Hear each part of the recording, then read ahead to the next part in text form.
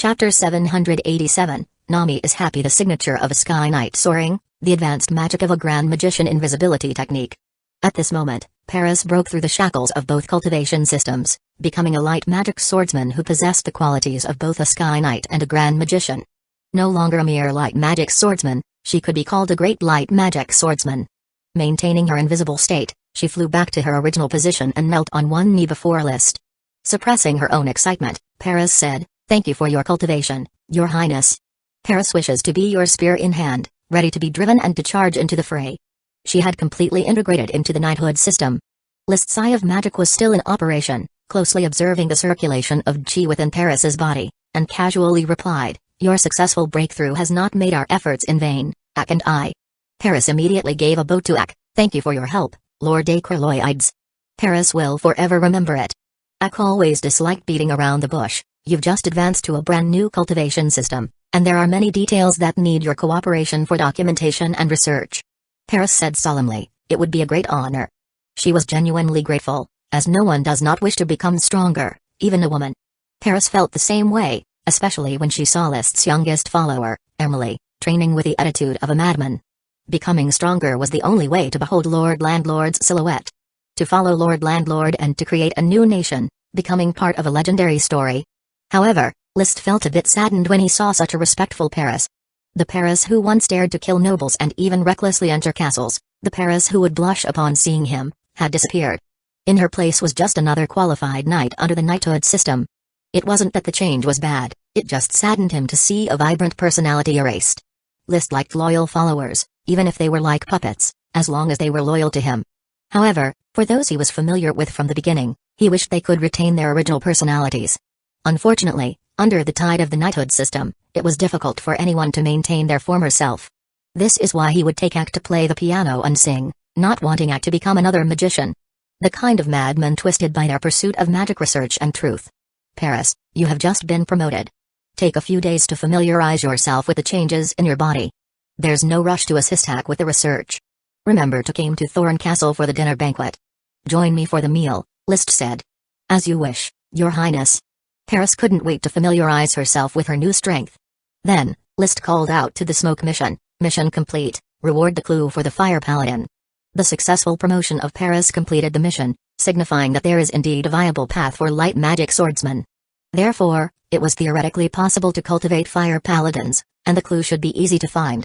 He directly asked the Archmage, "Ak, what insights do you have from observing the light magic swordsman, and do you have any complete thoughts on mass-producing light magic swordsmen, or even fire paladins?" Further analysis and comparison are needed. However, Ak already has a complete idea, and with some time spent, should be able to decipher the cultivation methods for light magic swordsmen, fire paladins, and other types of dragon magic swordsmen. "That's good, but there is no need to rush. You have too many magic research projects, so take your time," Ak responded. Despite saying so, Ak immediately entered his laboratory at the first opportunity. List straightforwardly returned to his study too, and began to ponder the content he had observed during the moment of Paris's promotion, trying to discover the secrets it contained. Perhaps because he had observed too much, his mind felt a bit cluttered, and even after summarizing for a long time, he couldn't quite pinpoint anything concrete. He felt a bit irritated.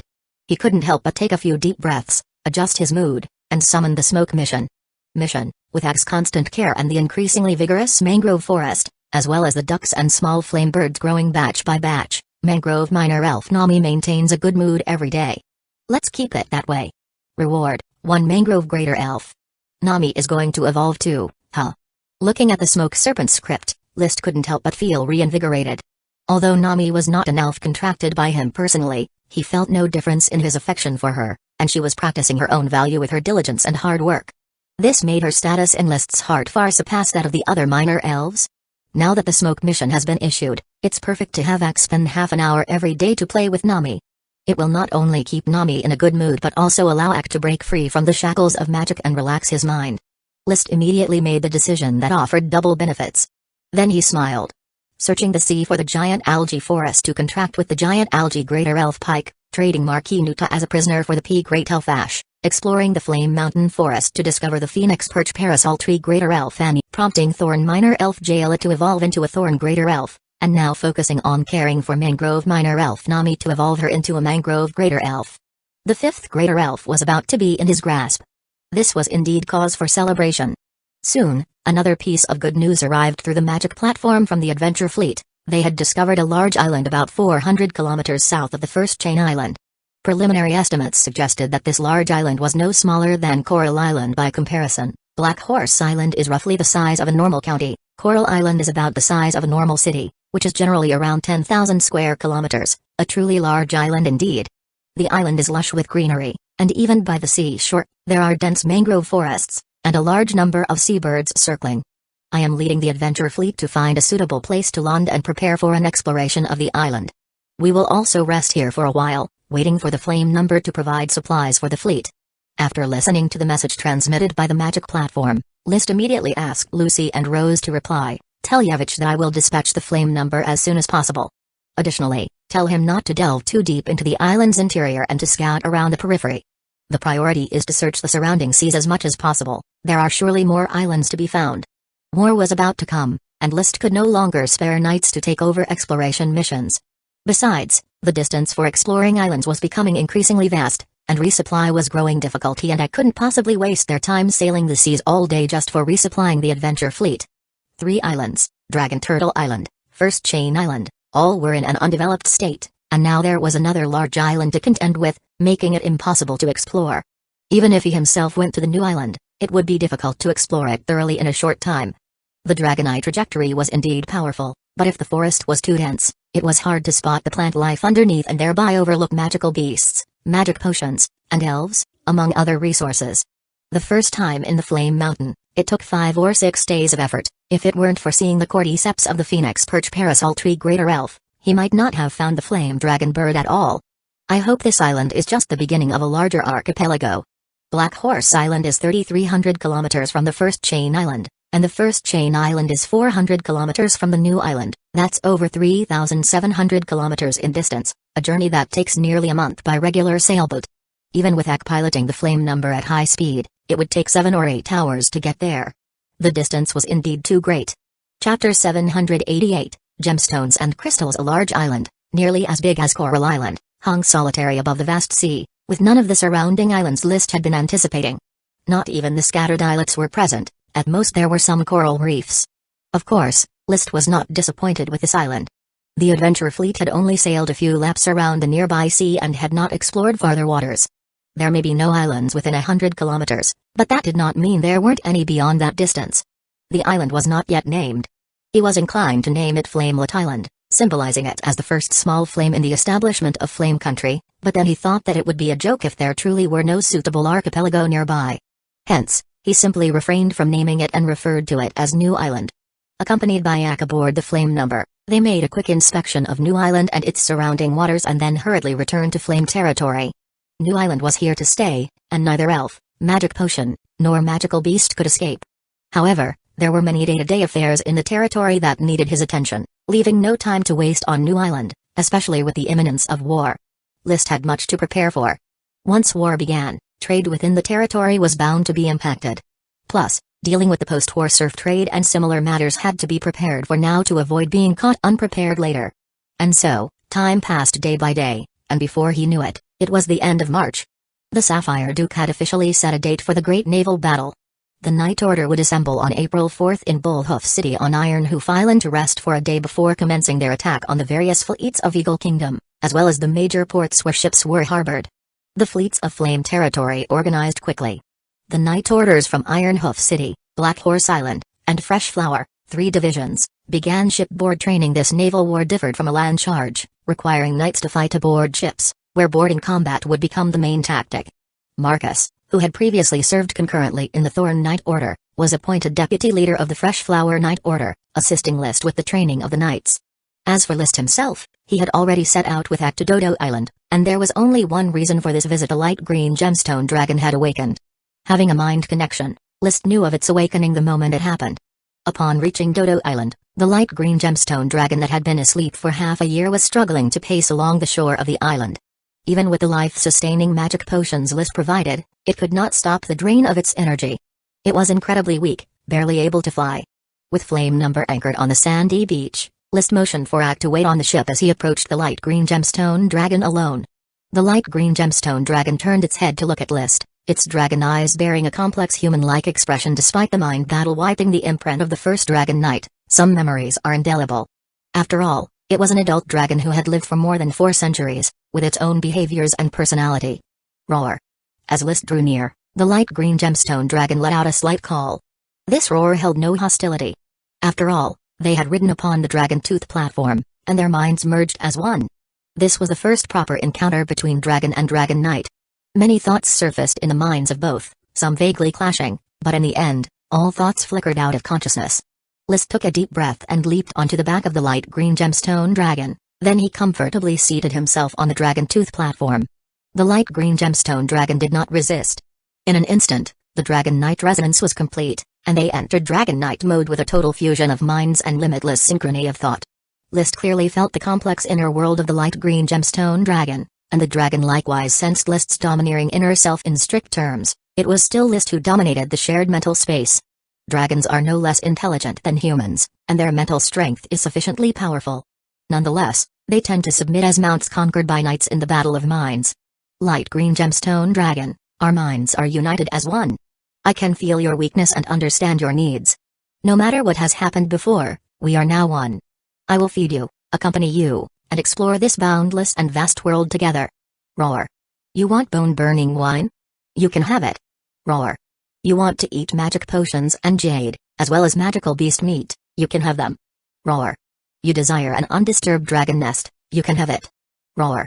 You refuse to unleash the power of bloodline infection because you're severely injured now? You can have it that way. Roar. Rest assured, big guy, I can provide everything you want. But you also need to satisfy my needs. Remember, fight, that's what you need to do. Battle side by side with me, produce the light green gemstone mine, you are to infect them, train, we will train together to break the shackles of a dragon knight. Roar. The light green gemstone dragon's roar was full of excitement. A man and a dragon had thus reached an agreement, and List quickly descended from the dragon tooth platform. He then moved a large amount of supplies from the flame number, including a great deal of magical beast meat, a small amount of magic potions and auxiliary medicine, as well as a batch of bone-burning wine brewed with fresh flower brew. Bone-burning wine was a specialty of the royal family of the Eagle Kingdom. List couldn't get the recipe, but it was just about acceptable to concoct bone-burning wine from other spirits. As for jade, he was temporarily unable to provide it because his territory didn't have a jade mine, and the small reserves of jade he had were still needed for the elves. Coral Island did have a jade mine, but the 5-year harvesting period had not yet passed, so the jade mine did not belong to List for the time being. Moreover, the yield from the Coral Island jade mine was too low to meet the needs of the light green gemstone dragon. After the dragon-slaying battle, List had asked the Sapphire Duke how the Sapphire Dragon produced gemstones. The answer he received was that whether it be dragon blood, dragon scales, dragon breath, or even dragon dung, they could all ferment over time to form crystal mines, which then would foster a small amount of gemstones. To get a large-scale gemstone mine, however, either dragon blood must be used to spill over the land to form it, or jade must be used to prompt the gemstone dragon to form jade dragon breath, thereby spouting this special dragon breath to combine with the earth, creating a gemstone mine. Coupled with the continuous emanation of dragon magic power from the dragon's body, crystals mines would constantly congeal, with gemstones continuously forming within the crystal mines. Therefore, raising a gemstone dragon is not an easy task. But compared to the gemstone mines obtained, these expenses are not much to speak of. Moreover, the most important thing about dragons is their combat power. A single dragon can shelter a dragon-rearing family's everlasting prosperity. Just like a truck driver who has to spend a considerable price to take care of the truck fueling, maintenance, tolls, insurance, etc. But a truck can also sustain a family's living necessities. Compared to raising elves, the cost of rearing dragons was enormous, but so were the returns. Eat up, recover your body quickly, and then I will send you to the new island, where you will live for a while. When I establish my own nation, I will build you a satisfactory dragon nest. Roar. Chapter 789, Green Ethan. The awakening of the light green gem dragon relieved List from a burden that had been weighing on his heart. For the time being, he decided to let the light green gem dragon continue living on Dodo Island until it was strong enough to spread its wings and depart. However, before leaving, List discussed a matter of some importance with the light green gem dragon. Did you have a name before? Roar. The light green gem dragon let out a nostalgic roar. It indeed had a name in the past, but as the initial dragon knight who accompanied it passed away, its name dissipated with him. No one dared to call it by that name thereafter, and with the passage of time, even the dragon itself almost forgot it had a name. Seeing this, List touched the scales of the light green gem dragon. I have a fire dragon Leo, which you have seen. Roar. The light green gem dragon clearly disliked the young dragon that had defeated it, expressing that it would absolutely not coexist peacefully with fire dragon Leo. Of course, this did not mean they would engage in combat upon meeting, they simply could not live together. If one rode on the fire dragon, they could not ride on it. List certainly had no objections to this point. He didn't have two backsides to ride on two dragons at the same time. Besides, the fire dragon was a battle-oriented dragon, while the light green gem dragon belonged more to a production nature. I will keep you and Leo separate. Your life will not be much different here than in the Eagle Kingdom. Nonetheless, you still need a name. Let's call you Ethan, List mused, recalling a green dragon in a game that had turned away from evil and was called, it seemed, Isender. Since it was light green and not deep green, he decided to shorten the name to Ethan. His method of naming always depended on divergent thinking, or one might call it the association method. Just as with little fire dragon Leo being called Leo because in a game, there was a male fire dragon called Leo Reus and a female fire dragon called Leo Rhea, and since dragons in this world are unisex, the fire dragon was simply named Leo. Roar. The light green gem dragon, or Ethan, was not completely satisfied with its name. But it did not strongly resist the name Ethan either. During thought synchronization, it could understand List's reasoning, knowing that a name was merely a code, unimportant in other respects. A weak being with a beautiful name remains weak, while a powerful being remains noble regardless of a derogatory name. So, Ethan, take good care of yourself. Roar. After bidding farewell to the light green gem dragon Ethan, April 4th swiftly approached, and 2/3 of the Knight Order of the Duchy of Sapphire had already assembled at the port of Bullhoof City on Ironhoof Island. List did not join the knights from the Flame Territory, but instead entrusted command authority to his father, the Marquis of Bulltail. He and Ak would act to suppress the battlefield, ensuring that no dragon knight from the Eagle Kingdom would partake in this battle and attack ordinary knights. However, the task of suppressing the battlefield could be left to Ak alone. List planned to enter the fray himself to warm up, capturing knights in exchange for ransoms. So father, uncle, feel free to engage in the offense. I will monitor the war at sea closely and capture all knights who resist. Once the Eagle Kingdom's naval fleet is wiped out, advance immediately to the coastal port cities and deliver a devastating blow to the Eagle Kingdom's maritime forces, he said. Li William and Mizuro responded with smiles, reassured by List's status as a dragon knight to support them. They could already envision this maritime battle being as simple as reaping wheat. Afterwards, Crown Prince Anthony, who was serving as the overall commander, also came to pay his respects to List.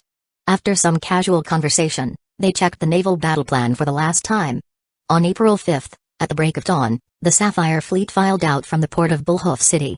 Setting sail toward the Azure Sea, they set out to prove that the Sea of Azure waves still belonged to the Sapphire people, and not something that those of the Eagle Kingdom could lay their hands on. Flame Number followed the Sapphire fleet at a leisurely pace, with no sailors aboard, only a few maids responsible for cleaning, as well as several cooks carefully trained by Mrs. Abbey.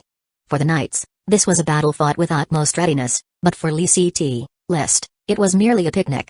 The Dragon Knights on the outskirts of the Eagle Kingdom were too busy with their own affairs to provide any support for the battle at sea. Just as with every pioneer mandate issued each year, the Eagle Kingdom was always the one passively taking hits.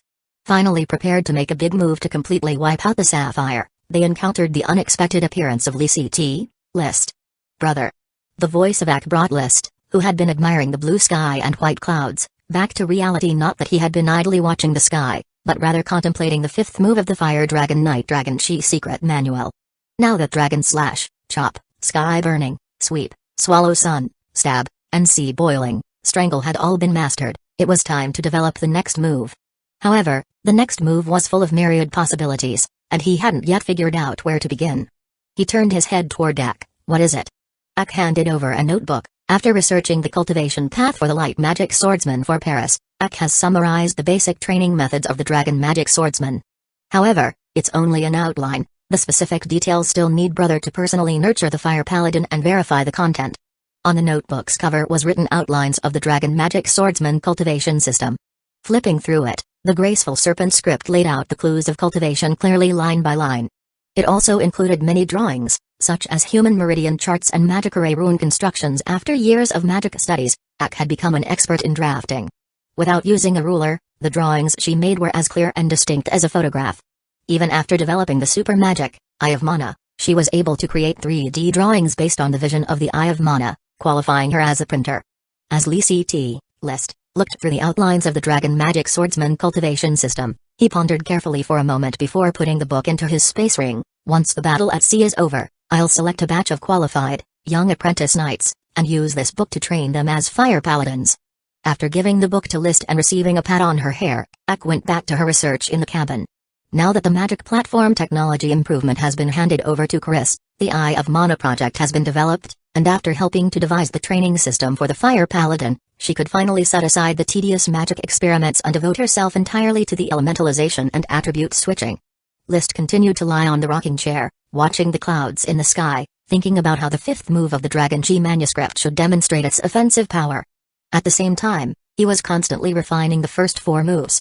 He aimed to make the Fire Dragon Knight Dragon Chi's manual a truly peerless divine technique, to control little Fire Dragon Leo, invincible and unstoppable in battle.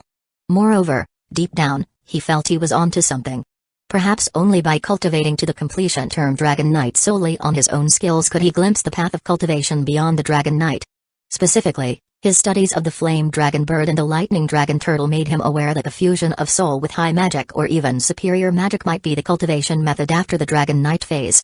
The triangle theory of magic power, material and spirit seemed to suggest that a triune approach was necessary to reach higher pinnacles. Legends spoke of an elf king infinitely vast, incarnated as a forest in which even dragons lived. The Moon Empire purportedly had a magic array leading to the moon, and beyond Devil's Sea lay the ruined civilization of the Child of the Sun. There were tales of souls dwelling in the exiled lands, with Curtis Truth creating phantom ships in an attempt to traverse them. The world was far larger than imagined, so how could a Dragon Knight possibly stand at the apex? Chapter 790, Three Water Blades. Flame Number was also carrying a big bird landwalker bird Loki. In the battle at sea, List did not intend to ride the dragon to show off his might, doing so would be too ostentatious, like using a cleaver to kill a chicken. So he simply brought Loki along, ready to ride it around to capture Sky Knights. Loki was just an intermediate dragon beast, with average flying speed, but it excelled in its powerful jumping ability, which allowed it to leap from one ship to another. This was especially useful in boarding battles, for capturing those Sky Knights trying to escape, with the only caution being to not get shot to death by arrows. After all, Loki was just a slightly stronger dragon beast, its defensive strength was not great. From the 3rd day of departure, the Sapphire's fleet began encountering ships from the Eagle Kingdom, and without a doubt, these scattered fleets, even those sailing under the guise of trade, would be captured and taken prisoner. From the 4th day, they started encountering more ships, and on the 5th day, there were even more ship encounters. List did not take action in the first 5 days, as he did not encounter many Sky Knights, so he couldn't be bothered to compete for merit with the Knight Order of the Sapphire. Until the 6th day. The fleet had now reached the coastal waters of the Eagle Kingdom, and the resistance became increasingly fierce. By this time, quite a few Sky Knights from the Eagle Kingdom were appearing on the ships, and upon seeing them, List cheerfully rode Loki around. Whenever he saw an arrogant knight, that is, one that was pressing down on the Sapphire Knights, he would steer Loki towards them. Capture, throw them to the fleet of Flame territory. On the 6th, 7th, and 8th days, all near the coast, attacking ships, List captured a total of 5 Sky Knights, but sadly the strongest was only a Sword Saint Earl in the ships of the Eagle Kingdom that went out to sea. It was rare to equip powerful Sky Knights, especially noble landlords would seldom go to sea. After all, the sea was still the battleground of the Sapphire people, and the nobles would not easily put themselves in jeopardy. However, starting from the 9th day, the Sapphire fleet reached the first explored seaport of the Eagle Kingdom, Shattered Stone City Port. Shattered Stone City was a newly constructed town, built just over a decade ago, but it was a standard port city, surrounded by numerous shipyards. It was almost certain that it was built as a port city by the Eagle Kingdom after obtaining shipbuilding technology from the Bull family. Moreover, the location of Shattered Stone City was deliberately chosen to avoid areas that the Duchy of Sapphire often targeted in their pioneer mandates like Sardine Bay, Yellow Mud Coast, Roaring River Mouth, and Dense Corridor. It was selected at a spot near a river known as Scalding River. Enemy attack. Beacon fires rose, and horns blasted loudly. The knights and magicians of Shattered Stone City fought courageously, but the Knight Order dispatched by the Sapphire fleet poured in like a flood, bombarding the port city relentlessly. Charge. Attack. Crush the enemy. A cacophony of charge slogans merged, shaking the heavens and earth. List didn't target Shattered Stone City, he only said to Ak, splash a bit of water and put out the beacon fire of Shattered Stone City. Okay, brother. For an archmage, This trivial matter was a piece of cake. A water tornado suddenly surged towards Shattered Stone City, dousing the beacon fire that hadn't produced much smoke yet. Not even a wisp of smoke could rise. "Glory of the night, be upon us!" The Knights of the Sapphire shouted in unison, their attacks growing fiercer. Everyone understood that this campaign had not only the protection of the Dragon Knight but also the protection of Archmages. This battle at sea was destined for victory and spoils, with no room for failure. List glanced at Shattered Stone City but did not join in the attack. Instead, he focused his energy on the nearby shipyards of the port, no longer caring about his identity, personally leading the Night Order from Flame Territory, Bulltail Domain, and Red Crab Island, to plunder those shipyards that were building ships. Particularly, the craftsmen building the ships. He did not spare a single one, and bound them all as prisoners to the ships. A shipyard raid, on to the second. The Night Order guarding the shipyard wilted at the sight of Li William riding a super magical beast, let alone expecting a Dragon Knight to personally carry out the robbery. In just a moment, List had already plundered all 10 shipyards in the vicinity, even those being raided by the Sapphire Night Order. He rushed in, forcefully taking the craftsmen, those who knew how to build ships. List took them all without leaving any for the Sapphire Duke. To dominate the high seas, one cannot be without shipbuilders. By the time the shipyards had all fallen, Shattered Stone City had not yet been conquered. This port city, half city and half castle, boasted an exceptionally strong defense. A bunch of trash. List, seeing this, disdained the common Night Orders for wasting time, but had no intention of personally assaulting the city. After all, he still wanted some face. What a pity. He had no followers of significant strength. Emily had not grown up yet, Paris had just made a breakthrough, Fox and Garcia were just common Sky Knights, and the vampires like Mary couldn't possibly siege. It's up to you to do it, just bring a few high-pressure water blades to Boulder City, he sighed. The innocence and purity of the little sea monster had long been corrupted by List, and except for him, she had little regard for other humans. She raised her hand, connecting to the magic web. Soon, a giant blade of water coalesced above the sea, and with a gentle swing, this super magic known as the chainsaw-style super high-pressure water knife blasted towards Shattered Stone City. Boom. One slash cut through a thick wall of Shattered Stone City, 2 meters of solid wall that crumbled like tofu before the force of super magic. After one slash, Ak began to coalesce a second blade. 3 slashes in a row, Shattered Stone City collapsed with a thunderous roar, and the battlefield suddenly went quiet. The knights and magicians in the castle were stunned, the besieging Night Order was also stunned, all unsure of what to feel. They had been fighting with fervor and exhilaration. And then, it suddenly ended. However, aboard the nearby flame number, Ak simply asked calmly, "Brother, is this alright now?" "It's fine now." List looked at the destroyed Shattered Stone City, and couldn't help but be internally shocked. Common magicians were already weak, unable to even participate in warfare. But from the Archmage, one could still see the vestiges of the era when magicians ruled the world during the Moon Empire. It must be said, if the magic web had not weakened, knights, even with Dragon Knights, would not be able to contend with Archmages. Taking a city just required 2 or 3 super magic attacks. It was like cutting through rotten wood. In the era when the magic web had not weakened, if magicians really could cast spells at will, there wouldn't be much left for knights to do. But this era had ultimately abandoned the magicians, the magic web had shrunk, and common magicians were almost rendered useless. What's more important is that for many years there had been no news of Archmages advancing in rank, and even if Ak had barely advanced relying on the Mermaid's Tear and the Nixie's talents, it still couldn't change the declining state of magicians. Of course, the transition of magicians to scholars, overseen by List, was a good way forward. "I am a knight, so magicians might as well transition sooner and focus on being scholars, leave the task of ruling the world to the knights," he said. List stood with his hands clasped behind his back, watching the knights clean up the battlefield, revealing a slight smile. The only Archmage was still Ak. How wonderful. Chapter 791, The Sea Battle concludes. Shattered Stone City didn't delay much time. With the Dragon Knight and the Archmage personally leading the looting, the speed was incredibly fast. Anthony dispatched a portion of the Night Order to continue inland along the Scalding River, attempting to raid all the surrounding towns. Every town around Shattered Stone City was essential to shipbuilding. List didn't participate in the remaining purges. He had his family's fleet loaded with shipbuilding craftsmen and a small number of night captives, then swiftly set sail for the next port. According to intelligence, the Eagle Kingdom had built 3 large port cities on the coast, Shattered Stone City, Zhenhai City, and Zhangfei City. The main shipyards were distributed around these 3 cities, but there were also many small port cities for mooring ships. The first day, Shattered Stone City was cleansed. The second day, they continued southward, cleansing the surrounding port cities. The third day, Zenhai City was cleansed. The 4th day, they continued southward, cleansing the surrounding port cities. The 5th day, it was Zugfai City's turn to be cleansed. Over the course of 5 days, the Sapphire Fleet, under List's protection, swept from the Scalding River all the way to the Savage Plains. Further south, although still within the Eagle Kingdom's sphere of influence, there was a vast expanse of uninhabited land, with no ports along the coast. So, Father, how were our spoils from this maritime battle? List, mounted on the landwalker bird Loki, landed on the flagship of the Tulip family. Marquis of Bulltail poured 2 glasses of Crescent Moon wine, handed them to List and Maziro, and said, "We've basically captured all the shipbuilding craftsmen, more than 10,000 shipbuilders, mostly strong youths. We didn't find any elderly craftsmen. The Bull family didn't show themselves, all the shipyards rose up in Alonso's name instead."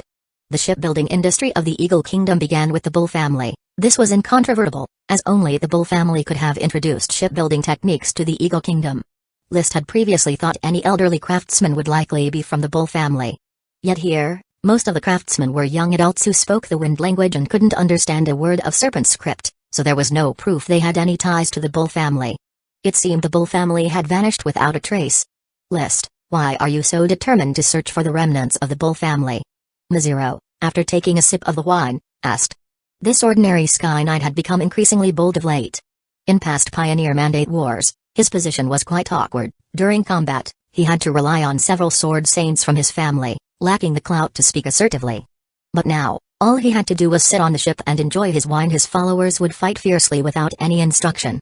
This wasn't the prestige brought by Princess Angela, but that of his nephew, List. List swirled the fine wine in his glass. It's not so much about being determined. I just want to see if the grandson of Marquis of the Bull is indeed as talented as they say. Andre Sapphire, the grandson of Marquis of the Bull, became an Iron Knight and crafted mithril armor at the age of 12. Advancing to Sky Knight would be as easy as drinking water for him, and if he joined the Dragon Knight candidacy program, he would certainly stand out. By now, he should be 17.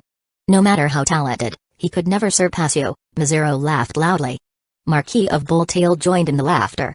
List was but 18 when he became a Dragon Knight, only 19 now, and already working on establishing his own kingdom.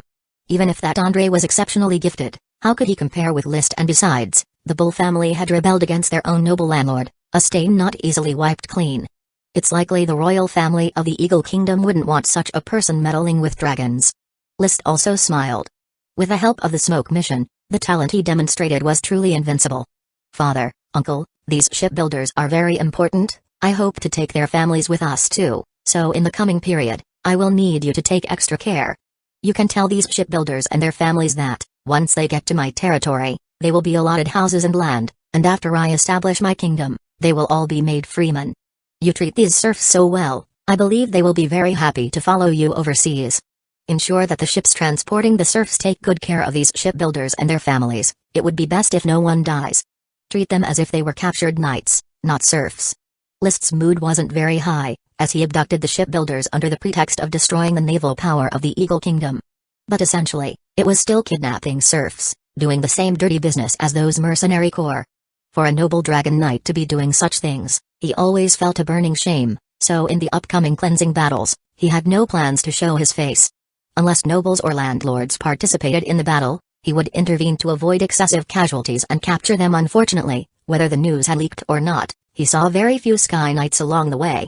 Over the course of several days, he had only captured 11 Sky Knights, 2 of whom were sword saints, and among them, only 4 held the rank of Earl. The rest were viscounts. They had hoped to achieve great deeds upon the high seas, while the local great landlords probably did not wish to risk danger. After the failure of the dragon-slaying battle, the great nobles of the Eagle Kingdom realized that the seas were not a place for them to gallop across. Only those small nobles who had strength and ambition but lacked status were willing to take the risk of sailing in hopes of gaining illustrious military achievements. The war continued, and List remained comfortably aboard the Flame Number every day. The arrangement for the shipbuilders' families was left to Li William and Maziro. Among the few Sky Knights, 7 had written letters ready to be given to their families at the end of the war to pay for their ransoms. Ordinary Sky Knights needed 1 little minor elf, and it had to be grains or magic potions. Sword Saints required 2 little minor elves, also in grains or magic potions. There were also 4 Sky Knights who, unable to pay or unwilling to pay the ransom, simply requested to follow List directly, to mix with this Dragon Knight. The behavior of these 4 Sky Knights was within expectations. You may follow me, But you need to prove your worth. Go and fight alongside my knight order, take the surrounding castles, and I will tally your military achievements, List said to these 4 Sky Knights, needing their sincerity. Direct Iron Armor, Joyce Dandelion, Spark, and Fernalink. Therefore, they personally participated in the sieges, confronting the Knight Order of the Eagle Kingdom as a gesture of defection, meaning from now on, they could no longer find footing in the Eagle Kingdom and had to follow List to the bitter end. He accepted their surrender, gave them time to gather their belongings, take their families, and board the large ships of the fleet. List continued to protect the Sapphire Fleet, repeatedly cruising the coastal waters, sweeping the remaining ships of the Eagle Kingdom. After 1.5 months of conquest, there were no signs of any Dragon Knights from the Eagle Kingdom participating in the war, leaving the Sapphire Fleet free to completely sever the Eagle Kingdom's first foray into the seas. Woo woo woo woo woo. The horn sounded, announcing the end of the battle at sea. The elated Sapphire Knights, having captured a large number of knight prisoners and craftsman serfs, began boarding the ships to leave the coast. Those ships of the Eagle Kingdom that could sail did so immediately, those that could not were scuttled at sea. The crushing war thus came to an end. Chapter 792, The Capricious Dragon on the Return Voyage. List was full of confidence. The battle at sea had ended successfully, the naval forces of the Eagle Kingdom were almost entirely destroyed, and the Sea of Azure Waves had once again become an inland sea of the Duchy of Sapphire, free for him to traverse without any hindrance. Maritime trade would also be a lot safer. Now, with the trade of glass, white paper, and sea salt from the Flame territory gradually picking up, the lack of Eagle Kingdom ships at sea made it very convenient for him to conduct smuggling trade with Marquinuta serfs were always the most anticipated trade goods for List, and you could never have too many people. Moreover, in this naval battle, nearly all of the Eagle Kingdom's shipbuilding craftsmen had been captured by him. Tens of thousands of shipbuilders were sure to boost the shipbuilding industry of the Flame territory, providing more ships for the territory in the near future. Along with the captured sailors and captains, he would be able to form a huge naval fleet in a short time, preparing to relocate his territory and explore new islands. Population is always the biggest constraint. In the future, more battles like the naval wars and pioneer mandates must be initiated. While the Eagle Kingdom is weak, I must bite off a few chunks of their fat. Otherwise, even if I occupy islands larger than the Duchy of Sapphire, I still won't be able to develop. However, if thought about carefully, establishing a kingdom was just a way for List to fulfill his own sense of self-worth, and it wasn't necessary for him to build his country to perfection. As long as he could sustain the dragons. After being excited for a moment, he summoned a smoke mission.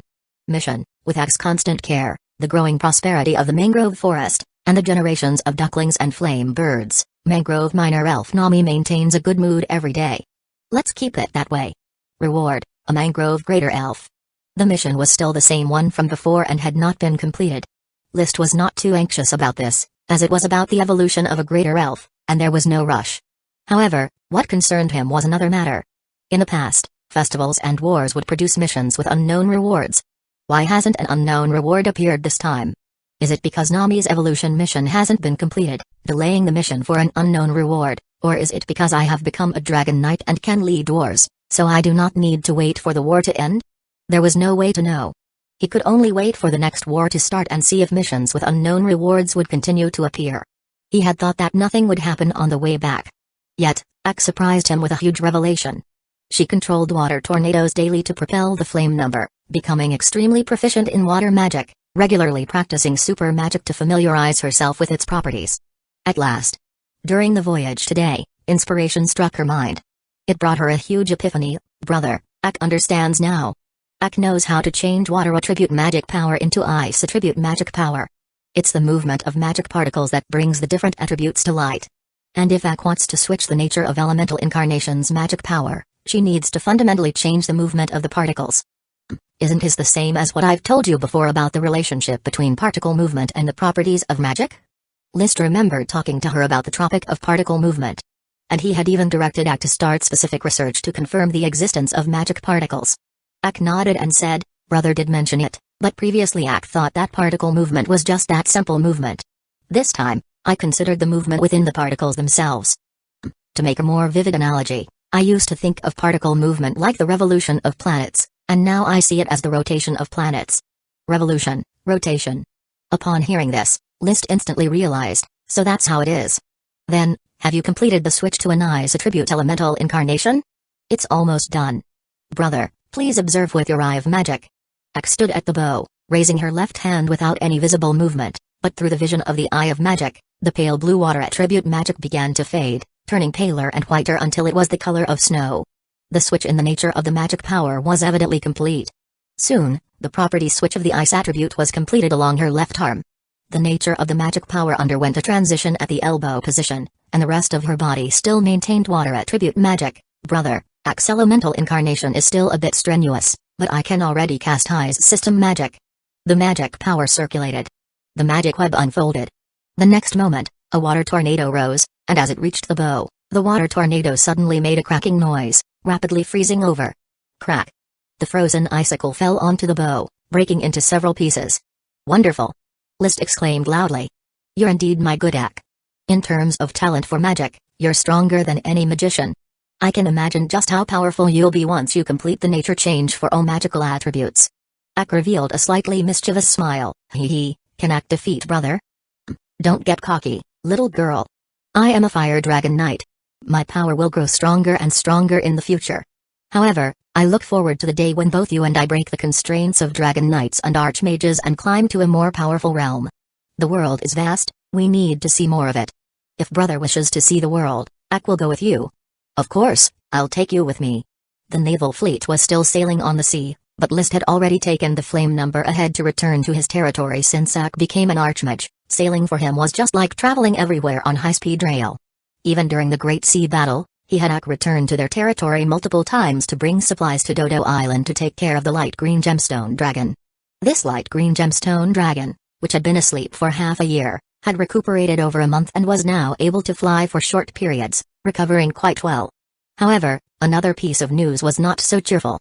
The exploration ships led by Yevich Waterpeanut, after scouting around the new island for several days, still did not discover a second island. It was almost certain to be a solitary island. It was not part of an archipelago, just a solitary island, so the developmental value of this once hopeful island significantly diminished. Regardless, we'll continue to search for archipelagos. I will dispatch several more court-fast sailing ships to assist you in exploring the ocean, in hopes of finding suitable archipelagos soon, he said. Having said this, if the sailing distance exceeded 5,000 kilometers, List was prepared to abandon exploring further south and turn back to explore the waters northwest of the Duchy of Sapphire. That area was also an endless expanse of sea, and perhaps it hid archipelagos, albeit in a less convenient location. By then, List might not only have to contend with the Eagle Kingdom but also the Steel Ridge Kingdom. But who cares, I already have 2 dragons, and with an archmage, even if it's the Steel Ridge Kingdom, I'll still take what I want without hesitation. Many dragons, much audacity. Chapter 793, Followers Team. After the war came the tallying of profits and the assimilation of wartime gains. Tens of thousands of shipbuilders and their families, along with over 1,000 knights and their families, were arranged to wait in Ironhoof City. Only after careful screening were these shipbuilders and knights relocated to Black Horse Island. List wasn't overly troubled by these tasks, he only needed to show up and receive the allegiance of the filtered knights. The construction in the Flame territory was thriving, and the search for overseas islands was conducted with utmost diligence. May swiftly passed by a 10-day, and among the captured knights, 2 more swore their loyalty to List, one of whom was Jiansheng Boju, Sword Saint Earl. Dirt, do you truly intend to give up your earldom and titles in the Eagle Kingdom, and follow me? List asked the Sword Saint Earl Dirt Red Apricot with surprise. Someone who had become an earl in the Eagle Kingdom could not possibly be without a foundation. This willingness to abandon an earldom's lands required a courage not to be underestimated. Since making his decision, Dirt had been very calm. Your Highness, indeed I have an earldom, and my family is very prosperous. However, my land is by the sea, originally awaiting success from Prince Alonso's plans to earn distinction at sea. But now the Eagle Kingdom's sea plans have failed, and my progress has been blocked. List could not deny this. Dirt continued, but your Highness plans to establish a new country, where opportunities to earn distinction are everywhere. Moreover, with the strength of your Highness and Her Excellency Archmage Acroloides, dominating the Sea of Azure waves is just within reach. My defeat and capture may well be the guidance of a knight's glory. Even in defeat and capture, he spoke of a knight's glory. List wanted to laugh internally but didn't actually do so. Since you have made your decision, you may now pledge your loyalty to me. However, the ransom must still be paid, but I will reserve your earl title. You can form your own knight order and fight alongside me, claiming a place in the new country. Thank you, Your Highness. Dirt Red Apricot is willing to ride at your command. Originally, List did not intend to retain the titles of noble landlords who surrendered to him.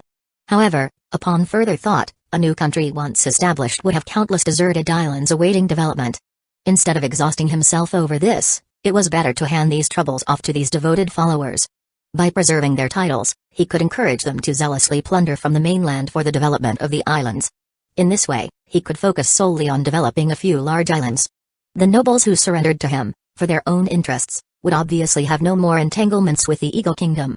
Just like the nobles of the Duchy of Sapphire, they were still willing to stay and develop in Sapphire despite not being wealthy because poverty could be remedied by plundering. Especially the thrill of being able to plunder others without being plundered was addictively irresistible.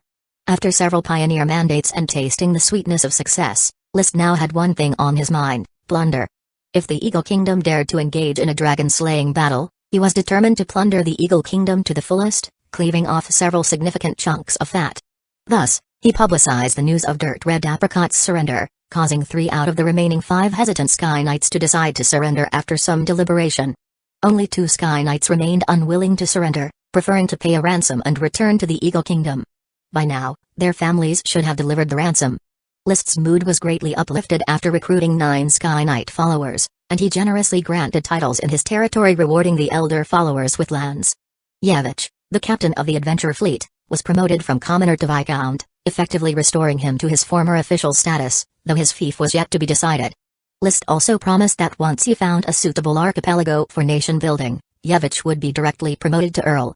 Garcia, the leader of the Ironhoof City Knights, was promoted from commoner to Viscount, effectively restoring him to his former official status, but his fief was yet to be decided. Fox, the leader of the Black Horse Island Knights, was also promoted from commoner to Viscount, restored to his former official status, with his fief yet to be decided. These 2 former followers of Alonzo Immortal Arrival had completely integrated into the Flame territory. Marcus, the advisor of Giant Algae City and leader of the Giant Algae Knights, was promoted from Honored Knight to Baron, but his fief was yet to be decided. Galtai, the advisor of Ironhoof City, was promoted from Honored Knight to Baron, but his fief was yet to be decided. Charles, the chief of Black Horse Island's security, was promoted from Honored Knight to Baron, but his fief was yet to be decided. In addition, Griffin Haystack and 7 other former Honored Knights were all promoted to Baron, with their fiefs yet to be decided. Furthermore, Paris, the captain of Black Horse Island's patrol, Administrative Officer Blair of Ironhoof City, Administrative Officer Isaiah of Giant Algae City, Diplomat Sambrata of Black Horse Island, Marine Affairs Officer Coster of Black Horse Island, and Iron Knight Alvin Eagle Sword, along with several other principal officials of the territory and mainstays of the Knight Order, were all directly promoted to Baron by List. A large number of mid-level officials and Earth Knights were also granted the title of Honored Knight, completing their transformation from commoners to nobles. Although the promotions and ennoblements of many did not meet the requirements for military achievements, List didn't care at all. These were all empty promises anyway. It was only when a suitable archipelago for nation building was found that these promises would be fulfilled. If it wasn't found, they would hang on to a courtesy title for life. Should they actually find it, like the surrendered Sky Knights, they could pick any deserted island at will, regardless of what the future might hold. For now, the entire Flame territory was abuzz, with knights and officials who had been promoted and ennobled feeling greatly inspired, praising List's greatness. Officials were full of enthusiasm, knights pledged their loyalty, and the previously unsettled foundations of the rapidly expanding Flame territory quickly solidified. Everyone could feel the benefits of following the Dragon Knight without even founding a nation yet. Simply by going out on a raid, glory was spread. In the future, when the nation is founded, how much more glory will there be to bestow? Especially, the 9 newly pledged Sky Knights, who had brushed off their resentment from captivity, began to eagerly anticipate List's nation-building endeavors. As a result, List Flame, the Marquis of Flames, now had 2 Earl followers, Anvil City Earl Nicol Bellows, Iron Knight, and Dirt Red Apricot, 11 Viscount followers, along with more than 30 barons and hundreds of honored knights. He swiftly constructed a simple hierarchy of Marquis followers, which would also serve as the foundational team for future nation building. Along with a team of followers from the Marquis of Bulltail, the basic framework for nation building was essentially completed. In high spirits, List gathered most of his followers at his Thorn Castle and feasted for several days. In such a lavish noble atmosphere, Ak gradually completed her ice elemental incarnation, and thanks to her care, the joyous Nami finally began to languish. Languishing indicated that she was evolving. Mission completed. Reward, 1 Mangrove Greater Elf. Chapter 794, Major Harvest for Elves Mission. May is the season of vigorous plant growth, and the crops on Black Horse Island are continually growing. As a landlord, you have not fulfilled your duty of inspecting the territory for quite some time. Why not take a tour of the territory's crops to check their growth? Reward: a large batch of elf bugs. As soon as Nami's evolution mission had ended, a new mission brought List a large number of elves. After several years of cultivation and fertilization, the crops on Black Horse Island far surpassed those of other islands in their lush growth, which in turn started increasing the birth rate of elf bugs. This time, List and Ek together activated the Eye of Magic and the Eye of Magic power, meticulously surveying every part of the island's land and ocean. They found 3 little wheat bugs, 1 barley bug, 1 thorn bug, 1 pea bug, 1 rubber bug, 1 peanut bug, 1 mangrove beetle, 1 corn bug, 1 millet bug, 1 fragrant coconut bug, as well as 2 giant algae bugs and 2 unknown algae elf bugs. He named them the black algae beetle and brown algae beetle and let Ek contract them all, as he himself no longer wanted to sign contracts with elf bugs, finding it bothersome. A total of 16 elf bugs represented the rewards for Black Horse Island's persistent 3+ years of scientific farming under List's leadership, building lavatories, accumulating manure, constructing ditches, irrigating, cultivating quality breeds, meticulous farming, weeding, pruning, and ensuring adequate sunlight. The Magic Guild has a special research team studying the relationship between scientific farming and the breeding of elf bugs, and they've reached preliminary conclusions with the help of big data. The breeding of elf bugs is a probabilistic event, meaning it's related to genetic mutations. It doesn't matter whether the plants grow well or poorly, but maintaining their vigor and health greatly protects the breeding of elf bugs. Perhaps a malnourished plant might miscarry an elf bug just after a mutation, but the healthy crops of Black Horse Island rarely suffer such a fate. Therefore, scientific farming can indeed significantly increase the number of elf bugs. It's a powerful method. At present, without having deciphered the secrets of elf bugs, this is the only method to promote their growth. Mission accomplished. Reward: a large batch of elf bugs. This batch of 16 elf bugs, mostly in the breeding stage, was followed by another influx of elves to Black Horse Island. Knights who had surrendered to List brought their families to migrate here. 2 Sky Knights who did not wish to surrender paid a ransom and left Black Horse Island. The ransom amounted to 3 minor elves, 1 note minor elf, 1 peanut minor elf, and 1 sword minor elf. As for the 11 followers elves, they paid a total of 12 minor elves, of which Earl Dirt Red Apricot contributed to. Altogether there were 2 millet minor elves, 3 barley minor elves, 1 orange minor elf, 1 mango minor elf, 1 magic potion type licorice minor elf, 1 glutinous rice minor elf, and 1 apple minor elf. They also unexpectedly acquired 1 dragon hollyhock minor elf and 1 thorn minor elf. Originally, 2 Sky Knights were to trade grain type minor elves, but List's investigation revealed that they had contracted dragon hollyhock and thorn minor elves. Without a doubt, he promptly obtained these 2 minor elves as ransom. These Sky Knights were pitifully poor, not owning even a single greater elf. Their remaining minor elves were put to work on Black Horse Island to help List with farming, but List would compensate them for their contributions according to the elves' effort in any case. During the transition period, it was arranged as such. With the dream of founding a kingdom to uphold, nobody would raise significant objections. Now the number of elves in my territory has suddenly surged. It's war that makes it easiest to acquire wealth. My trade businesses, in comparison to war gains, still fall short by a large margin. The key difference is that trade profits trickle in steadily over time, whereas the benefits of war come all at once. After tallying up his spoils from the Great Sea Battle, List felt content and looked at the new smoke mission. After the war, the Sky Knights have nothing to do. Instead of sitting idle and consuming resources in the territory, why not find them something to do? The arrival of a large number of shipbuilders has spurred the development of shipbuilding on Black Horse Island. Please produce a standard 3-masted sailing ship. Reward: the anomaly on Mind Island. Building 3-masted sailing ships, giving the knights something to do. This is not difficult. List had already planned to do this. He had ordered 10 quart-fast sailing ships from the Sapphire family and was ready to organize another 6 quart-fast sailing ships, forming 2 adventure fleets to join the search for islands in the southern seas. He wasn't very satisfied with the progress of Yevich's adventure fleet. He equipped the adventure fleets with the Calming Wind Pearl and the Water Calming Pearl, allowing them to roam the nearby seas at will, but the results of their explorations were quite limited. Indeed, it wasn't fair to blame Yevich for his lack of effort. Given the limited speed of the fleet and the vast expanse of the sea, discovering islands was indeed very difficult. By adding 2 more adventure fleets to make a total of 3 fleets with 9 quart-fast sailing ships, we should be able to greatly expand the extent of our sea explorations. If we can discover islands, we should do so quickly and start developing them as soon as possible. If we can't find anything, We must quickly move to a new region and explore the waters of the Steel Ridge Kingdom. Having finished his thoughts, his gaze settled on the phrase "the anomaly on Mind Island." It seems there still is an issue with Mind Island. The light green gemstone mine appears to be ready for extraction.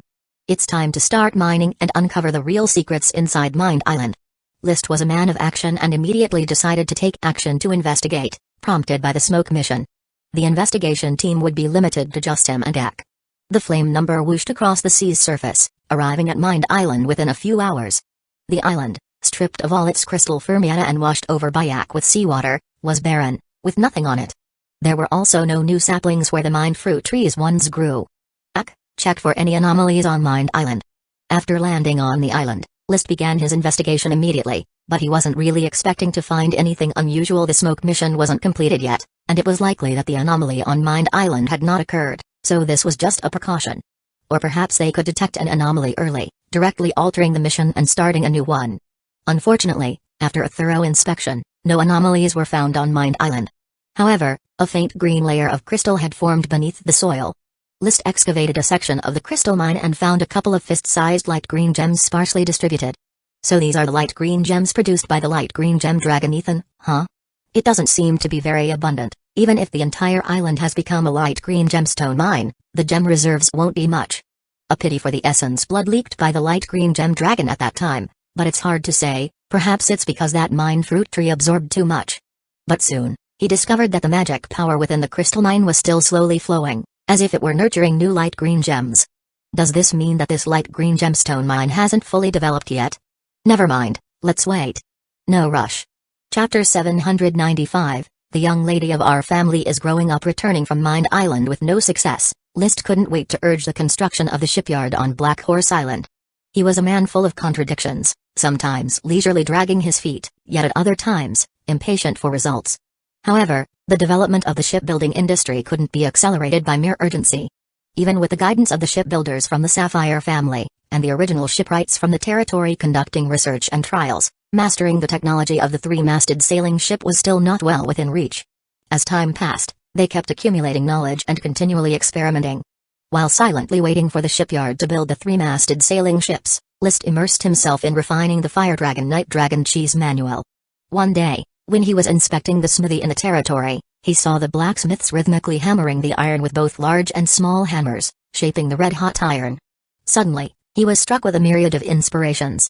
Soon after, he created the fifth move based on the rhythm of the hammering earthshake. From then on, the Dragon Chi manual consisted of 5 moves: Dragon Slash, Chop, Sky Burning, Sweep, Swallow Sun, Stab, Sea Boiling, Strangle, and Earthshake, Pound. When performed in conjunction with Little Fire Dragon Leo, the Fire Dragon Knight's strength surged tremendously. Although he still didn't know the next stage of a Dragon Knight's training, at this current stage, his strength could continue to skyrocket. Judging by his experience riding both dragons, his combat power was roughly half that of a completion-level light green Sapphire Dragon Knight. Once he became a completion-level Fire Dragon Knight, his strength would surpass that of a completion-level light green Sapphire Dragon Knight. To put it simply, a completion-level Dragon Knight is equivalent to an elite Earth Knight adept in combat skills. Since the magic potion route is unclear, I can only enhance my strength by continuously refining my combat skills. After reaching mastery in Soul, I fear I will only be able to bolster my strength by constantly honing the Dragon Chi manual, List reflected. But he soon came to terms with it. Other Dragon Knights may waste their time at the Dragon Knight stage, but I may have a clue about the next stage of training. With the help of the smoke mission and the effects of the Eye of Magic, finding the path to break through the limits of a Dragon Knight won't be difficult. With the smoke mission, an ability that seemed to be a touch of the power of destiny, List had such effortless confidence. June arrived in the blink of an eye. The light green gemstone dragon had recovered, ready to soar through the skies and display its majesty. Of course, its foundations were still weak, and it would take several years of nurturing to return to its peak condition. Regardless, List left Little Fire Dragon Leo to sleep on Black Horse Island and headed for Dodo Island. He mounted light green gem dragon Ethan and began migrating southward. He planned to pull the light green gemstone dragon to an unexplored new island, which was the large island south of the first chain island. Not only was that island lush with vegetation, it also housed many magical beasts, which would suffice to allow Ethan to roam. Plus, with List's frequent support of magic potions and other resources, it was barely possible to sustain a dragon on a single island. This was only a temporary solution. Once he found an archipelago suitable for establishing a kingdom, List would build a dragon nest for both Ethan and Leo, supporting these two dragons. Perhaps not just these two, it was also time for an old friend, the Formless Dragon, to arrive. The Formless Dragon visits once a year, and I've been thinking about it for quite a while. I'm not sure if it's been trapped by the smoke mission and is on its way. This time when it arrives, I'll not only have some top-quality smoked grass and roasted beef ready for it but also a bewildering dragon mind fruit. The value of a space gem far exceeded that of any other gemstone. What was crucial was that he had 3 dragons by then, enough to establish a kingdom that spanned the sea. And once he annexed the Duchy of Sapphire, perfect? As he was indulging in a vision of a wonderful future, Lucy hurried down from upstairs. "Your Highness, the adventure fleet has sent a message." "What's the message?" "Captain Yevich sent a message. They have discovered new islands. They've explored 3 of them, all closely situated and large in size. The biggest is as large as Coral Island and the smallest is as big as Black Horse Island, with many coral reefs around." "Really?" List could no longer sit still, studying his excited emotions. He went upstairs with Lucy. Rose was tinkering with the magic platform, the compass making ticking sounds of magic reaction, while she took notes with one hand.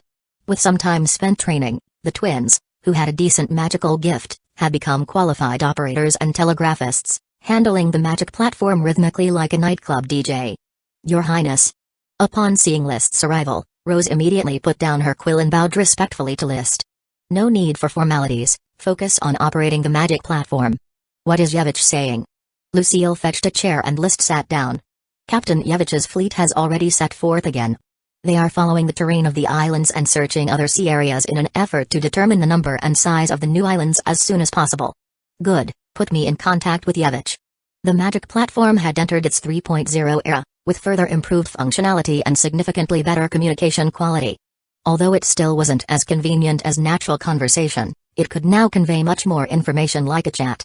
After half an hour of continuous communication, List basically understood the location of the new archipelago. It was merely 400 kilometers away from the island where the light green gem dragon currently resided. The location was to the southwest. The first chain island is 500 kilometers from the new island, and the new island is 400 kilometers from the new archipelago. It's quite exhilarating. This seems to be a true archipelago. The first chain island is just a remote corner of the continental shelf, but the new archipelago is the true highlands of the shelf.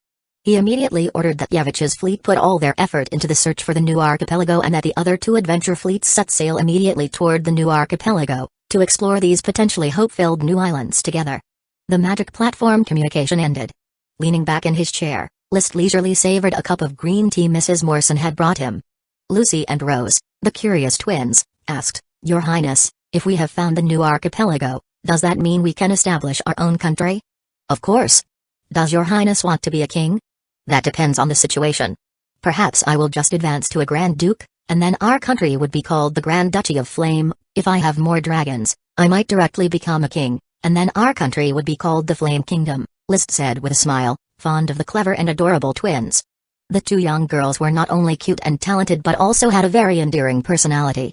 In List's heart, he gradually felt like he was watching his own daughters grow up. He himself was over 30 in soul, and with the twins being not even 10, there was indeed a father-daughter age gap, as well as a brimming expectation to see them succeed. The other day, the twins had almost learned common magic and were about to become magicians. Chapter 796, Great Whirlpool at Sea. "Your Highness, can you take me and my sister with you when you and Teacher Ak go to explore the new archipelago?"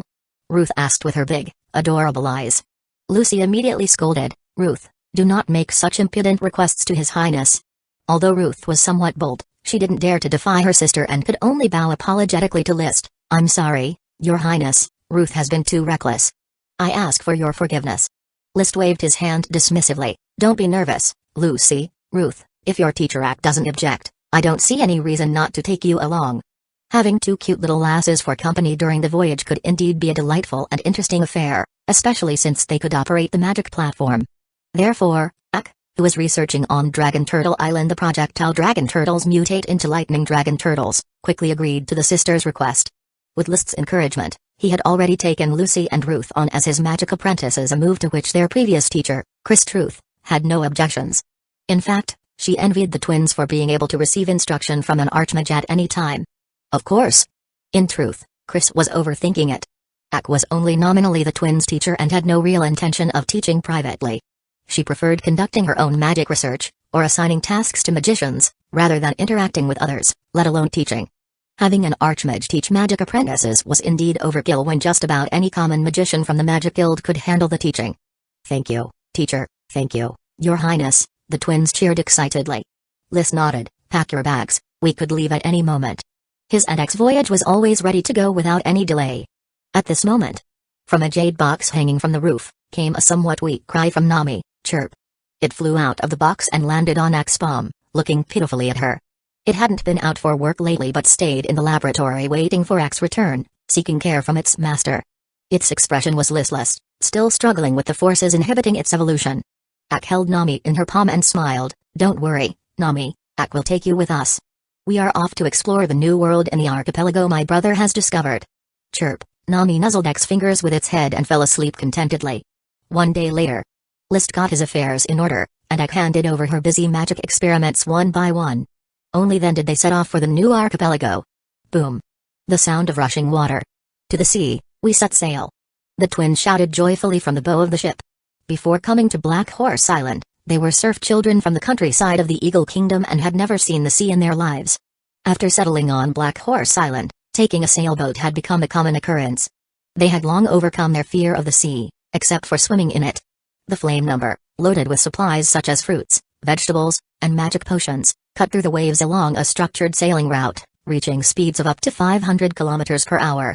The new archipelago is approximately 4,000 kilometers away from Black Horse Island if we calculate using Earth's measurements. That's roughly the distance from Bohai in the northernmost part of China to the South China Sea in the far south. The average sailing speed of the quart-fast sailing ships is about 10 knots, which is approximately 18 kilometers per hour. With a tailwind, they can sail up to 400 kilometers in a day. It was relying on these quart-fast sailing ships that the Sapphire family was able to dominate the Sea of Azure waves. However, there are many instances of sailing against the wind or without any wind on the sea, so at most 200 kilometers can be covered in a day. To go from Black Horse Island to the new archipelago, even using a quart-fast sailing ship, it would take 20 days to reach the destination, and if you were to use one of those merchant ships with a sailing speed of 3 knots, it probably would take 2 months, provided the sailing goes smoothly. However, for Flame Number, there is no distinction between sailing against the wind, with the wind, or with no wind at all. Ak controlled the water tornado to propel itself, essentially speeding on the sea. 8 hours later, they had already arrived at the location recorded on the nautical chart, and then Lys summoned Little Fire Dragon Leo, flying between the blue sky and white clouds, to search for the land. The search went smoothly, and it only took 15 minutes to find the island. This was also due to the ever-increasing accuracy of nautical charts. Ak had been studying astrology for a long time and, combined with telescope technology, developed a set of devices capable of measuring the angles between the sun or other celestial bodies and the sea level or ground level. He also wrote a book, Methods of Measuring Celestial Positions with Light in Navigation, to direct the application of the device. Upon seeing this device, Lys immediately claimed the naming right. Let's call it a sextant. In fact, the device was a sextant from another world. With a sextant, they could measure the ship's bearings more accurately while sailing. Essentially, it eliminated the possibility of getting lost at sea. The ships from the Flame Territory used a sextant during both day and night, and only on cloudy days would they rely on the nautical compass, a device similar to the compass, fixed in pointing towards a specific direction, not the north-south direction, but rather west by 15 degrees to the north. There was no theoretical explanation for why it pointed in that direction. Ak, head in the direction of 195 degrees, the island is right ahead. After finding the island, Lys immediately contacted Ak as for the 195 degrees, that was Lys's own invention. He divided the nautical compass coordinates into 360 degrees, clearly indicating every direction. 195 degrees is slightly southwest. This invention stemmed from his experience playing the game PlayerUnknown's Battlegrounds on Earth, which conveniently displayed directions in 360 degrees for notifying teammates of enemy locations. However, before Flame Number could get closer to the island, Lucy and Ruth started to shout loudly, "Your Highness, teacher, the magic platform reports that Discovery has encountered an unidentified great whirlpool and is being swallowed by it, calling for our help." Ak immediately asked, "Coordinates, direction?" As soon as the twins reported Discovery's location, Flame Number immediately turned and rushed towards the sea area where Discovery was located. They maintained communication via the magic platform all the way, with Discovery still struggling incessantly, while Explorer and Opportunity were too far away to render assistance. They could only wait for Flame Number. Unfortunately, When I continuously corrected the direction and finally arrived near that great whirlpool, the signal for discovery had already disappeared from the magic platform. Your Highness, teacher. Lucy said sadly, the magic platform signal for discovery can't be found. List walked to the bow of flame number, his mood somewhat gloomy, but still he consoled himself, maritime adventures unavoidably face misfortunes. They are pioneers of nation building, and the new nation will not forget their contributions. His gaze lifted, looking toward the great whirlpool that seemed capable of swallowing both heaven and earth. Without controlling the water tornado, flame number slowly approached the great whirlpool. This was a huge whirlpool without visible boundaries, so immense that not even the water calming pearl could affect its operation. The surface of the whirlpool sloped towards a distant center point, dark and deep, making it nearly impossible to see how deep it went to the seabed. Chapter 797, Magic Power Lines. Brother, the magic power of this whirlpool is very special, Ak said while employing the Eye of Magic Power to carefully observe the great whirlpool. List also used the Eye of Magic to observe, and indeed, as Ak had said, this huge, mysterious, and almost stationary great whirlpool possessed a special magic structure. Ordinary seawater doesn't reveal much in terms of magic traces when viewed with the Eye of Magic, but the great whirlpool was filled with bluish-white light of the water attribute. Additionally, the closer one got to the center of the whirlpool, the brighter the magic radiance became, the blue light gradually being obscured by white light. What was most peculiar was that the light seemed to have layers of discontinuity. It was a special optical phenomenon, as if a large number of broken crystals had been placed at the center of the whirlpool, disrupting the path of the light and leaving it utterly incoherent. What is the reason for this? I don't know. Then let me ride a dragon to employ the dragon eye trajectory and have a peek. List said immediately. Be careful, brother. The magic power of this great whirlpool is extraordinary. Ak can feel it. It is even difficult to control the seawater at the edge, let alone the center, Ak warned. Don't worry, I will observe from the sky and will not go near the sea's surface. He called out for Leo. Being frequently disturbed from his rest by List, Leo was somewhat displeased. Oh ho.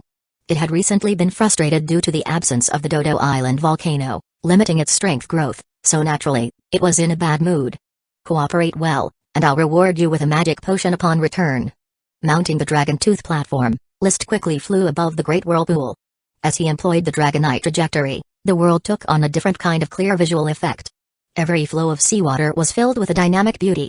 The lines of magic power were skillfully delineated back and forth, painting an extraordinary great whirlpool that resembled an intricately carved sculpture. Within the chaotic array of magical colors, a mysterious order faintly emerged. As he climbed higher, the great whirlpool shrank continuously, revealing its complete appearance to him.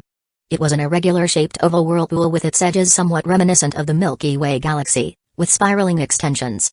The magic radiance of the extensions was somewhat brighter, but the brightest was at the vortex center, almost like a huge silver-white mini-sun. However, within the mini-sun, there were clear fractures. Those were the breaks in the magic power. Very strange. What exactly is this structure? It seems like the fractures are arranged in a huge magic array. Having communicated with Ak for years, List was not unfamiliar with magic arrays. The more he observed, the more he was convinced that this was a huge magic array, with the extensions and the center complementing each other, each fracture a component of the magic array. Without realizing it, he took out a notebook and quill pen from his space ring and began to sketch the scene he saw, detail by detail. A moment later, the sketch was complete, capturing the major lines of the magic array in proportion. Only then did he put away his pen and paper and descend toward the whirlpool's center to observe the central point up close. If he dispelled the dragon eye trajectory and looked with the naked eye, it was a profound, pitch-black passageway, with the sea around the whirlpool sloping parabolically towards the center. By the time he reached the center, the parabola was nearly a straight line. Nonetheless, the water continued to spiral downwards, forming a circular deep well with a diameter of about 1 kilometer, so deep the bottom couldn't be seen. Once again employing the dragon eye trajectory, the whirlpool deep well was immediately covered in dense magic power, with the fractures distributed at the well's location, stacking, intersecting, and paralleling each other, appearing both complex and orderly. List took out his paper and pen once more and depicted this structure. The two drawings of magic power lines essentially captured the magical composition of the great whirlpool. Taking a deep breath, List controlled Leo to leave the center of the whirlpool. Without having clarified the situation, he dared not venture carelessly into the whirlpool deep well. Indeed, there was an urge to dive in and unravel the mystery, but the overpowering instinct to survive always governed List, making him exercise caution in every respect. Thud. Jumping down from the bow of the flame number, List handed 2 drawings to Ak. Take a look at the magic structure of the great whirlpool. I feel like it's a massive magic array. I don't know if it's a naturally formed magic array or one set up by some ancient archmage. I took the drawings and quickly became engrossed in them. As time ticked by, she still didn't lift her head, not even to find a seat. She took out a notebook, continuously copied the drawings, and modified the lines. From time to time, she would set down her pen, step out to observe the great whirlpool using her eye of magic power, then return to continue with her revisions. After a long while, Ak said again, "Brother, Ak wants to look at the great whirlpool from the sky." "No problem." List called out Leo, promised 10 magic potions as a reward, and successfully rode Leo into the sky with Ak above the great whirlpool. "Brother, you conjure the Dragonite trajectory and help Ak examine the details." "You say it, I'll explain it for you. What does the edge of the well at 65 degrees to the left look like, those two intersecting fracture lines? Twisting and turning, with a notch in the middle, at the point where the light suddenly breaks. If you focus on this point and look up about a finger's length, do you see it? There's actually another notch hidden under the light." Ak understands now. "What about the trajectory of the two parallel fracture lines on the well wall at the 72-degree direction, a finger's length inward?" One query, one explanation. A full half-hour was consumed, and the sun was setting in the west, with evening approaching. It wasn't until then that Ak, still not completely satisfied, asked Liz to take her back to the flame number, now far away from the great whirlpool. After eating some fruit, while List was feasting happily with Lucy and Ruth, the twins, she continued to delve into the study of the massive magic array, whose origin was still unknown. It had been confirmed to be a magic array, only the information encoded within the magic array had yet to be deciphered. When it was night, Ak had List take her up into the sky again to observe the magic structure of the great whirlpool in the darkness. Her eye of magic power was indeed super magic, but its effectiveness was only about on par with List's eye of magic and not very strong, certainly no match for the Dragonite trajectory. However, List described in great detail what he saw, allowing Ak to refine her depiction of the magic array bit by bit. By the middle of the night, as List was teasing Nami, who wasn't very spirited, Ak finally lifted her head and said, "Brother, Ak has deciphered the great whirlpool. It's a naturally formed magic array. It's a magic teleportation array." "A magic teleportation array?" List couldn't help exclaiming. The news was simply too explosive for him to remain indifferent. "Are you saying that this great whirlpool is the magic teleportation array I've been searching for, or rather, that the teleportation array prevalent during the era of the Moon Empire truly exists?" Ak nodded earnestly, "MHMM." Meanwhile, at an unknown location, several campfires were lit. Injured knights returned from the forest with a few game animals, handing them to the crippled individuals cooking porridge by the campfire. Near another campfire, 2 magicians adorned in magic cloaks were fiddling with a compass-like device that had already cracked open. The leading knight threw down his prey, walked over to the magicians, and spoke, "Lord Granny, is the magic platform fixed yet? We must make contact with His Highness as soon as possible." Granny responded loudly, "Not yet, I need a crystal, if not an actual crystal then a substitute." Chapter 798, Heaven and Earth Overturn Magic Arrays. It's actually a magic array. I don't know how many times List had come to the boat to gaze at the massive whirlpool in the distance, his exclamation filled with excitement. The pitch-black night, illuminated by moonlight, made the great whirlpool resemble the gaping jaws of a monstrous beast, sending chills down one's spine. Yet, for List at that moment, it brought limitless excitement. Ever since he had arrived here, he had heard numerous legends about the Moon Empire, among which the most widespread involved magic arrays. The legends claimed at the very center of the legendary continent was Mount Milajaoding, impossibly tall, unclimbable by mortals, and even dragon knights couldn't fly to its summit. Halfway up the mountain, ferocious storms could tear both man and dragon into shreds, but at the mountaintop, the Moon Empire had established a magic array. Thus, according to legend, those archmages could climb to the mountain's peak, activate the magic array, and teleport to the moon. The name of the Moon Empire stemmed from the moon itself, and even the name Milajaoding is a modern translation of the ancient moon language, representing guardian knight of the moonlight. During the time of the Moon Empire, the knight cultivation system had already emerged, yet they were mostly retainers to the magicians. To this day, these stories about teleportation magic arrays had become mere absurdities. For unknown reasons, the magic web had shriveled, and the magician's dominant status had been overturned by the knights. The pursuit of truth fell short of the thirst for dragons, the exploration of empirical research couldn't match the rush for wealth, and the investigation of magic paled compared to the admiration of Chi. It had been over 100 years since an archmage had appeared in a corner of the continent, and magicians had gradually devolved into technicians who manufactured magic equipment and refined magic potions. They occasionally stirred up minor events, created some news, but they couldn't influence the grand scheme. People had gradually begun to deny the existence of the Moon Empire and dismiss those fantastical yet non-existent elements in the legends as fallacious. The teleportation magic array was one of those fallacies. Having encountered so many instances where the legendary proved to be real, Liszt had developed a robust acceptance and started to believe that those teleportation arrays, moon-dwelling humans, and elf kings truly existed. It was this very attitude that led him from studying the message transmission magic circle to gradually progressing toward the teleportation magic array.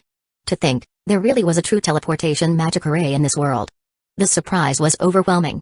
Ak, where do you think this teleportation magic array leads? Could we teleport if we jump into it?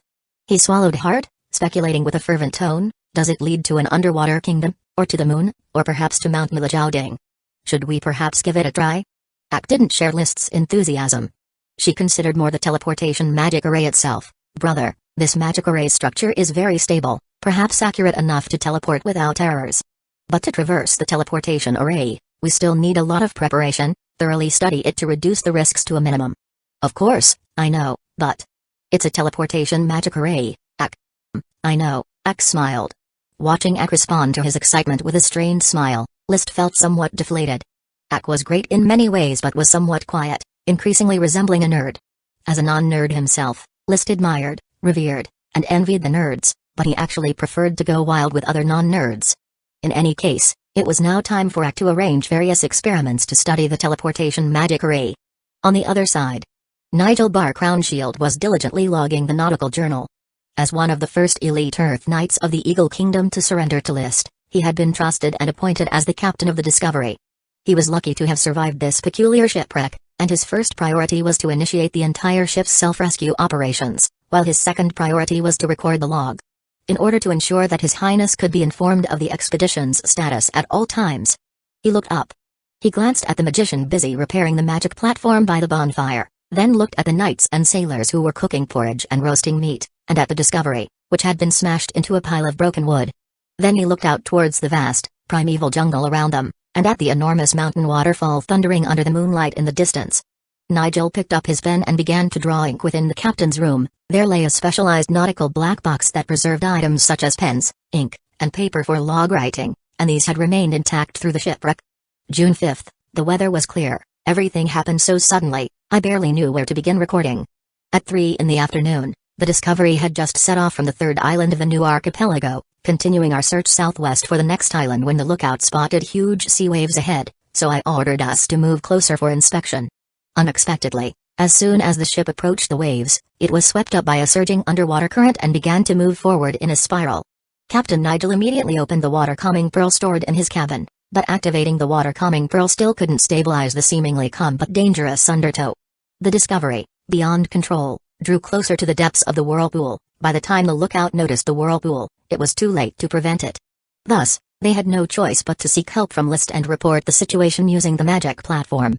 However, before the flame number could come to their rescue, the Discovery had already slipped into the depths of the whirlpool, swallowed by the whirlpool deep well amidst the crew's panic. The ship's body was severely tilted. Everyone had to cling to the railing to stabilize themselves. The surface of the whirlpool sea tilted more and more, the sky was upside down, and soon we could no longer see the sun, only able to see the churning whirlpool sea rotating above our heads. The ship's rotational force grew stronger. Some sailors couldn't hold on and fell into the sea, disappearing without a trace. Like that. The Discovery spiraled forward on the parabolic surface of the whirlpool, gradually being pulled toward the depths of the whirlpool deep well. At that moment, it was like being caught in a surfing wave. I clung to the boat's helm but couldn't control any direction, even as the Discovery began to disintegrate, with pieces of the hull planks detaching. Just when I thought we were certainly doomed, the only source of light disappeared, darkness prevailed, and the waters suddenly calmed, yet the Discovery continued to advance at high speed. I don't know how much time had passed, maybe 5 minutes, maybe 10 minutes. I tried to speak, opening my mouth but unable to utter a word, even unable to move my hands and feet. I saw countless arcs of light flashing around, resembling both lightning and aurora. In the next moment, a blinding light shone on us, and then I felt my body being lifted. Not just me being lifted, but the Discovery itself lifted. When I could open my eyes, I saw the sky spinning violently, could behold the lush forests and majestic mountains, and the brilliant sunshine on the horizon. Unfortunately, the next second, the Discovery crashed into the forest. A thunderous boom, a strong dizziness assailed him, almost causing Nigel to faint.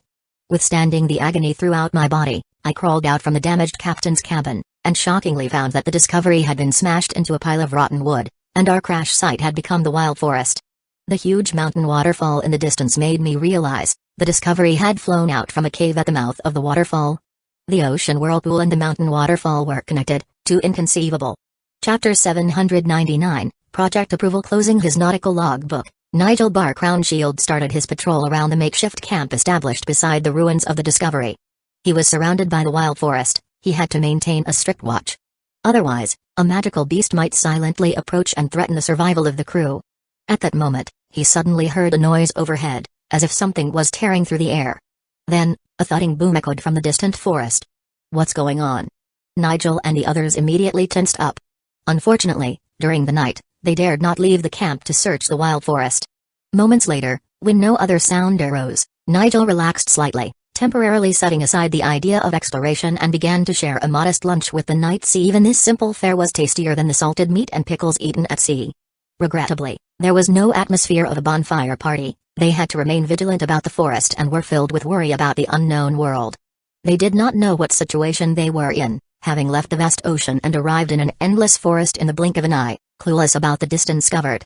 They were even more uncertain whether they had appeared on an island near the Great Whirlpool or some other corner of the world. Let us have a moment of silence for our deceased teammates. After setting up the simple dinnerware, Nigel signaled everyone to mourn in this disaster. Of the Discovery's 100 crew members, 16 were missing, 52 were dead, and only 32 survived, 7 of them critically injured with uncertain fates. The moment of silence had just ended. A whoosh of a tearing sound came from overhead, followed by a thunderous roar from the far-off forest, as if a large rock had fallen from the sky. Though it was much smaller than a meteorite, the ground still trembled slightly. What is this? Nigel could no longer ignore such commotion. At this time, Archmage Granny Truth, who was repairing the magic platform, suddenly said, I understand now, it is His Highness. His Highness? Of course His Highness. His Highness has already found the Great Whirlpool and is studying it. Granny was very excited. The Great Lord Dakerloides will surely unravel the secrets of the Great Whirlpool and then come to rescue us. We need to stay here, fix the magic platform, and work with His Highness and Lord Dakerloides. Following that, he loudly declared, tonight we shall not rest, we'll repair the magic platform overnight, to make contact with His Highness as soon as possible. Another magician nodded deeply, I support Archmage Granny's opinion. The knights naturally had no objections. After all, the repair work was for the magicians to do, they would assist as needed. And as if to confirm Granny's speculation, every 15 minutes or so, a stone or some item would whoosh past overhead. Tracking the source, it was coming precisely from that tall waterfall mountain. The survivors from the ships stranded in the unknown forest were eagerly awaiting the Archmage's thorough research. Indeed, the flame number was transporting stones, trees, and magical beasts from nearby islands and throwing them into the Great Whirlpool to study the changes objects underwent when passing through the vortex. List rode upon Leo, circling in the sky above the Great Whirlpool, casting Dragonite trajectory, constantly probing for feedback on the magical power composition details of the whirlpool, and ultimately congregated all the information into Ack's hands. This was an extremely intricate change, and even after dozens of experiments, they still hadn't unraveled the puzzle. Brother, Ack doesn't know whether this is a man-made magic array, but its operating principles are too profound, and there are many parts that Ack simply cannot understand, Ack said. Don't worry, be patient. We can consider this place as a long-term magic laboratory, List suggested, guessing that the entire crew of Discovery might have perished. So, after his excitement had calmed down, he was not in a rush to explore what lay at the other end of the teleportation array. The Great Whirlpool was right there, it wasn't going anywhere. There was no need to hurry. He immediately issued orders to Explorer and Opportunity to continue searching for other islands in the new archipelago and called the other 2 adventure fleets to conduct searches for islands as well. There was no need to have them come here to investigate and explore the Great Whirlpool, as apart from Ack, who could control the currents to resist, no one else had any resistance. In the latter half of the night, Ack, in need of experimental materials, decided to take a trip back to Thorn Castle. Why don't you bring over a group of magicians, List suggested, and set up on an island not far from the Great Whirlpool, to establish a magic laboratory specifically for cracking the secrets of the whirlpool. I feel that the secrets of the teleportation magic array won't be completely unlocked in less than a year or so. Ack nodded. Thus, the flame number sailed back through the vast night and under the next day's sunlight, returned to the newly built docks at the mouth of Tonghai Canal. List personally coordinated with the magicians from the Magic Guild. Chris, You identify a list of grand magicians that must be trustworthy, and who can be dispatched for a long-term assignment and comply with orders, he instructed. Chris, now a competent administrator, immediately provided a list. The Magic Guild has gathered 18 grand magicians, among which 7 meet your highness's requirements. They are Kinley, Lars, Sir Il, Delac. Then let's start with Kinley, Lars, Sir Il, and Delac, and also call upon a group of trustworthy magicians to assist and accompany the Archmage on an overseas field magic research project. Kinley was a member of the Magic Elephant family from Steel Ridge, while Lars and his group had once been List's captives and had since been integrated into the Magic Guild, content and showing no desire to return home. Kinley had even been elected as a deputy chairman of the Magic Guild. Chris was the executive deputy chairman. Your Highness, may I know what the magic research project is about? Chris asked, curious. There was nothing to hide from Chris, so List replied directly, our adventure fleet has discovered a huge whirlpool at sea, you must already know about that. That great whirlpool has been confirmed by ACT to be the teleportation magic array from ancient legends. Teleportation magic array? Chris's mouth fell open, and it took her a moment to come back to her senses. Your Highness, I request to personally participate in the research of the Great Whirlpool. You don't need to participate for now, the Magic Guild cannot do without your management, especially regarding the experimental resources needed for magic research, which still need you to coordinate, List implied. Indeed, while Chris was decent at soul-level research, she was otherwise quite average. After all, she was a newly minted Grand Magician who was gradually transitioning into administrative work and becoming less familiar with magic research. Alright, but I hope your Highness will keep me updated on the progress of the Great Whirlpool research. Of course, you need to be informed of the progress to better allocate resources. At noon, Chris convened Kinley and the other 3. The 4 Grand Magicians, upon hearing that they could study a magic array from ancient legends, immediately handed over their current magic experiments to their assistants, eager to prepare the materials that might be involved in the magic experiments with AC, sharpening their skills to conduct in-depth research on the Great Whirlpool.